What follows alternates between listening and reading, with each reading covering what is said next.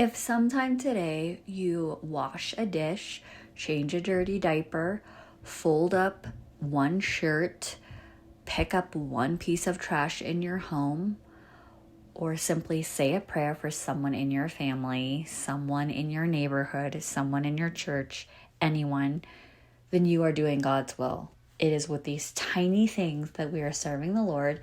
And today I want to focus a little on the kitchen as your mission field. Come along with me. I am making the most basic meals ever. I am about 6 weeks postpartum, and so things are still just slow, still adjusting. I am finally feeling well, and I had a wonderful pregnancy, a wonderful labor and delivery. I will share that in another video, but it's my 5th baby, my 8th total. I have 3 in heaven and 5 here on earth, and it does a lot to your body. So I'm trying to rest in the Lord, know that, I don't need to do all these super mom things that I've done before. So you'll see I'm making really basic things. I'm making these crescent roll, ham and cheese, little lunch snacks. I made a soup with ingredients I had on hand. We're just keeping it really simple, really light, nothing complicated. I know that many of you listening, you are wives, you're mothers, and you are not necessarily out in another country teaching children the good news. You might not be in that season of life where you can sing in the choir at your church or teach religious education. You may not be at soup kitchens. There are a lot of things that you cannot, and I use air quotes, cannot do right now because you are, air quote again, just being a mother. But as I've mentioned, St. Teresa of Avila said, God is in the pots and the pans. St. Therese of Lisieux, she said, she was the champion of doing things, small things with great love for the glory of God. And if you look at your kitchen and your whole home, actually, as your mission field, there are so many ways that you can see it's your sanctification. It is how you are getting to heaven. And it might not seem like it now, but it is pleasing to the Lord as long as the posture of your heart is in the right place. So let's talk a little bit about that today. Think about the mission field. Think about if you were spreading the good news, or even a battlefield, I'll say, which they can be almost the same depending on what you're doing. Sometimes it's just survival. Sometimes you are just trying to do the bare minimum because you see that is what's needed. So that's why I'm talking about the crescent rolls that are just easy to pop in the oven. I can make countless things from scratch, but I know that sometimes will come at the expense of my mood, and I don't always have the time, and I just need to feed my family. And they loved it. They thought it was the greatest thing. It took me 5 minutes. So if that's what you need to do, sometimes your mission field means doing the bare minimum, not all of the fancy stuff. You are not teaching them to sing every hymn in Latin. You are not trying to create these beautiful icons that you are hand drawing and hand painting. None of that.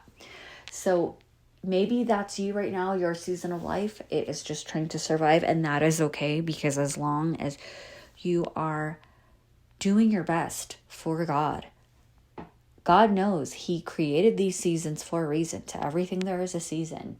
And we need to respect that and not try to change seasons. We're not trying to manufacture or make it sunshine every day, all day. There is a reason that we have pregnancy, labor and delivery, postpartum. That happens in lots of things in life too, not just pregnancy and motherhood. So rest in that.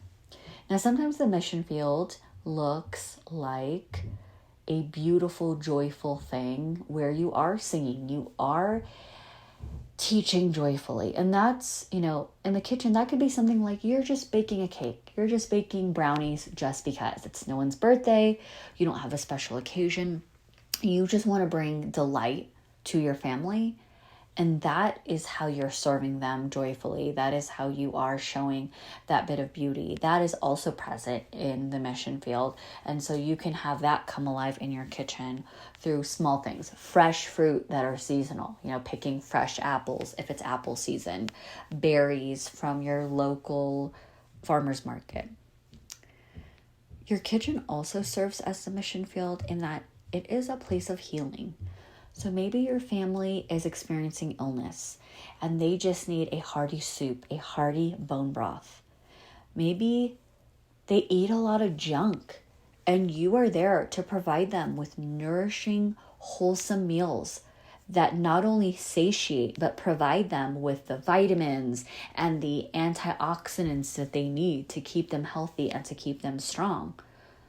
So similarly, if you were out on a mission abroad, maybe that would be bringing them medicine, bringing them toothbrushes, bringing that little bit of health. You might not be doing that, but you are doing that for your family through cooking things that aren't just a bunch of garbage, a bunch of processed foods that have all these dyes in them. The mission field may also look like a place where you are teaching. So your kitchen may be a place where you can teach your children not just how to cook things, not just how to scramble eggs, which again, these are all really important skills, but teaching them how to clean up, teaching them how to be good stewards and to take care of all of the tools that they use to nourish others. So include them. It is sometimes so much harder, takes twice as long, it is 3 times as messy, but you are creating the next missionaries. You're creating the next homemakers, the next mothers, the next fathers, the next husbands and wives who are going to be caring for their families through this special mission field in the kitchen. Another thing you might see in a mission field is you will see laughter and togetherness and hospitality all bundled in one. And so make the kitchen a central location. I am guilty of putting on a podcast for moms, listening to it while I wash dishes, and my children go in every other direction. They go outside, they go in the living room, they go up to their bedrooms to read, and they don't view it as a central location where we can have conversations, where they can snack while I put something together, where they can color and draw and ask me questions. So can you foster a more hospitable space where it's not just a working zone, it's a place where people find comfort spending time with you, laughing, they enjoy just being there, even if they are not helping? That is a way that you can definitely make it your mission field, because when we foster that comfort with our loved ones, then we can build this intimacy where once it comes time to talk about those heavy topics, those important topics, we have a place to do so, both literally and, metaphorically. Our family feels like they can approach us, that they can come to us when they're vulnerable. And sometimes that'll be over cookies. Sometimes that'll be mom's washing dishes and I can't look her in the eyes, but I want to ask her these really awkward questions. So use this space as a place to not only sanctify yourself, but to sanctify your family.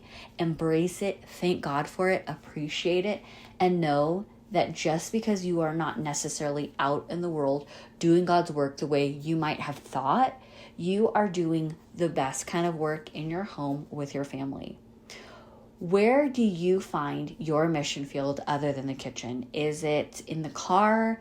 Is your mission field at bedtime when you're reading stories? Share in the comments below, like this video, and I hope to see you in the next